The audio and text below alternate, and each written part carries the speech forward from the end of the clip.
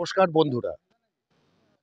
Actually আমি ইতিহাস বইতে পড়েছিলাম ছোটবেলায় যে নালন্দা বিশ্ববিদ্যালয়, এবং এই নালন্দা বিশ্ববিদ্যালয়ে পড়তে এসেছিলেন এই ফাইহিয়েন হিউয়েন সাং চীন দেশ থেকে। আজকে আমি দাঁড়িয়ে আছি সেই নালন্দা বিশ্ববিদ্যালয়ের ধ্বংসস্তূপের মাঝখানে, এবং ইতিহাস যেটা বলে সব থেকে প্রাচীন বিশ্ববিদ্যালয় হচ্ছে এই নালন্দা বিশ্ববিদ্যালয়।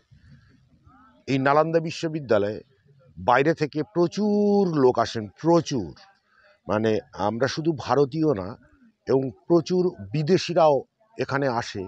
এই দেখুন ওই দূরে ওই বিদেশিদের দেখা যাচ্ছে, ওরা এসছে মোস্ট প্রবাবলি থাইল্যান্ড থেকে। তা এসে এই জায়গাটাকে দেখে, দর্শন করে।